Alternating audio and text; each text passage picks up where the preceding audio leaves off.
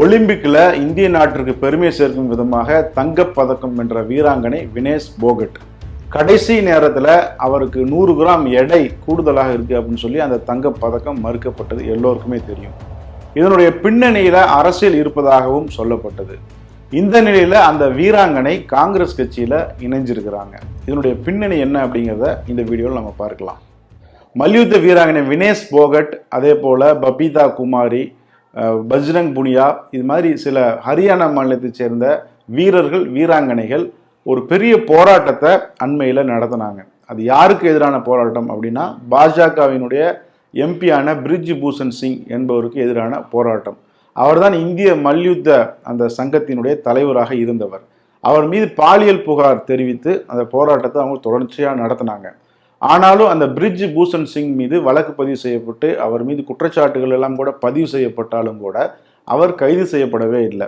இதனை எதிர்த்து பெரிய போராட்டங்களை அவங்க நடத்திட்டு வந்தாங்க. இந்த சூழலில் தான் வினேஷ் போகட் ஒலிம்பிக் போட்டியில் அவங்க கலந்துக்கிட்டு அவங்க தங்கப்பதக்கம் அந்த கடைசி போட்டியில் அவங்க வெற்றி பெற்றாங்க. ஆனாலும் கூட எடை பிரிவு, அதாவது அவரது உடல் எடையை பரிசோதனை செய்யக்கூடிய அந்த நிகழ்வில் 100 கிராம் எடை அவருக்கு அதிகமாக இருக்குது அப்படின்னு சொல்லி அந்த தங்கப்பதக்கம் அவருக்கு மறுக்கப்பட்டது. இது இந்தியாவில் மிகப்பெரிய ஒரு கொந்தளிப்பை ஏற்படுத்தியது. குறிப்பாக பாரதிய ஜனதா கட்சி இதற்கு பின்னணியில் இருப்பாங்களா அப்படிங்கிற ஒரு சந்தேகம் ஏற்பட்டது. இந்த சூழலில் தான் வினேஷ் போகட், அதே போல வீரர் பஜ்ரங் புனியா இருவரும் காங்கிரஸ் தலைவர், அதாவது இந்திய நாட்டினுடைய எதிர்க்கட்சி தலைவர் ராகுல் காந்தியை சந்தித்து காங்கிரஸ் கட்சியில் இணைஞ்சிருக்கிறாங்க. இது அரசியலில் எத்தகைய தாக்கத்தை ஏற்படுத்தும் அப்படின்னு நம்ம பார்க்கும்போது, வருகிற அக்டோபர் 5ஆம் தேதி ஹரியானா மாநிலத்தில் சட்டமன்ற தேர்தல் நடைபெற இருக்கு. இந்த தேர்தலில் கடந்த முறை பாரதிய ஜனதா எப்படி தனி மெஜாரிட்டி கிடைக்காம அவர்கள் கூட்டணியோடு ஆட்சி அமைத்தார்களோ, அதே போல இந்த தேர்தலையும் பாரதிய ஜனதா கட்சிக்கு மெஜாரிட்டி கிடைக்காது. இன்னும் சொல்லப்போனால் காங்கிரஸ் கட்சி கடந்த முறையோட அதிகமான இடங்களில் வெற்றி பெறும் அப்படின்னு தேர்தலுக்கு முந்தைய கருத்து கணிப்புகளில் தெரிவிக்கப்பட்டுட்டு வருது. இந்த சூழலில் அந்த ஒரு வீரர், அதே போல வீராங்கனை இருவரும் காங்கிரஸ் கட்சியில் சேர்ந்திருப்பதன் மூலமாக காங்கிரஸ் கட்சிக்கு ஒரு கூடுதல் பலம் கிடைச்சிருக்கு.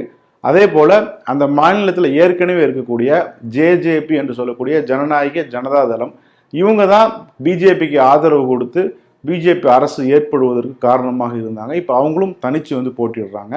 அதே போல் ஆம் ஆத்மி கட்சி ஹரியானா மாநிலத்தினுடைய சில பகுதிகளில் வலிமையாக இருக்கிறாங்க. அவர்களும் இந்த தேர்தலில் ஒன்று காங்கிரஸோட இணைந்தோ அல்லது தனியாகவோ அவங்க போட்டியிட இருக்கிறாங்க. இந்த சூழலில் ஹரியானா மாநில தேர்தல் களத்தில் இவர்கள் இருவருடைய அந்த காங்கிரஸில் அவர்கள் இணைந்த விவகாரம் ஒரு பரபரப்பான பேசு பொருளாக மாறி இருக்கு. காரணம் என்ன அப்படின்னு பார்க்கும்போது, ஹரியானா மாநிலத்தில் ஜாட் அப்படிங்கிற அந்த பிரிவினர் அரசியலில் மிகப்பெரிய அளவில் ஆதிக்கம் செலுத்திட்டு வராங்க. விவசாயிகளாகவும் அவங்க இருக்கிறாங்க. மத்திய அரசாங்கத்தினுடைய அந்த சட்டங்களை எதிர்த்து, அதே போல சில கோரிக்கைகளை வலியுறுத்தி அவங்க தொடர்ச்சியாக பிஜேபி அரசுக்கு எதிரான போராட்டங்களை நடத்திட்டு வராங்க. இதன் காரணமாக ஜாட் வாக்காளர்கள் பாஜக மீது ஏற்கனவே ஒரு அதிருப்தியில் இருக்கிறாங்க. தற்போது இணைந்து இருக்கக்கூடிய இந்த 2 வீரர் மற்றும் வீராங்கனைகள், இவங்க 2 பேருமே ஜாட் சமூகத்தை சேர்ந்தவங்க. எனவே ஜாட் சமூகத்தினுடைய அந்த வாக்குகள் பெருமளவு காங்கிரஸ் கட்சிக்கு வருவதற்கான வாய்ப்புகள் இருப்பதாக சொல்லப்படுது. இது தேசிய அரசியல் களத்தில் ஒரு முக்கியமான திருப்பு முனையாக பார்க்கப்படுது.